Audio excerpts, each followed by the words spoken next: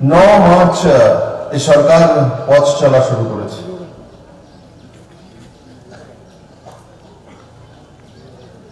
আর এই পানিসাগরের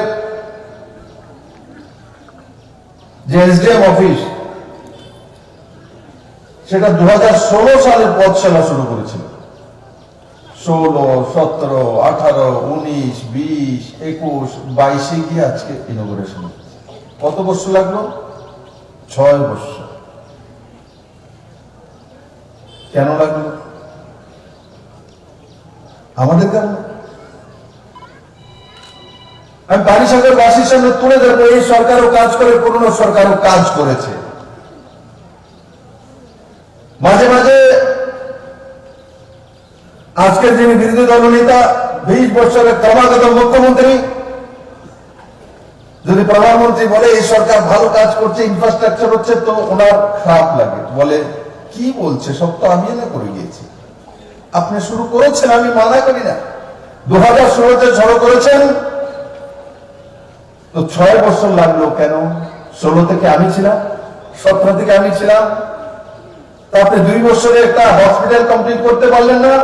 তাদের স্বভাব ছিল কোনোবার শুরুয়াত করে দেবে রেবরি, ইলেকশনটা আসলে একটা পথশিলা করে দেবে, কোথা থেকে টাকা আসবে জানে না। আর এখানে পানিসাগর বলে বসে বসে আন্দোলন করাবে, হসপিটাল করতে হবে, নাইলে সংগ্রাম চলছে, চলবে, দিল্লি থেকে আনতেও পারে না, সংগ্রাম চলছে। পানিসাগরবাসী কত সংগ্রাম করেছে, এখন যে হসপিটাল হয়েছে, কে কে সংগ্রাম করেছে আমাকে একটা হাত তুলুন দেখি। কেউ সংগ্রাম করতে না, আপনি আপন। শুরুয়াত করেছে তার জন্য ফান্ড রাখিনি। ভারতীয় জনতা পার্টির সরকার আসার পর ফান্ডের কমে আমাদের সরকারও ছিল। কারণ কি? আমার উপরে ঋণের বোঝা দিয়ে তারপর সরকার থেকে রেখে দিয়েছিল। কিন্তু নরেন্দ্র মোদীর সরকার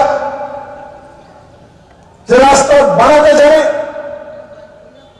জনতার কাছে পৌঁছতে জানে, আমরা ইনভেস্টমেন্ট বোর্ড বানিয়ে আমাদের বিভিন্ন দপ্তরে যে টাকা রয়েছিল সেগুলোকে ইন্টারেস্ট দিয়ে এক জায়গায় এনে সেই ফান্ড থেকে ফান্ড দিয়ে তারপরে হসপিটাল কমপ্লিট করা হয়েছে। 5,63,00,000 এই এসডিএম অফিস 5,63,00,000 টাকা খরচা করে এই সরকার প্রস্তুত করেছে। বিনয় বাবুর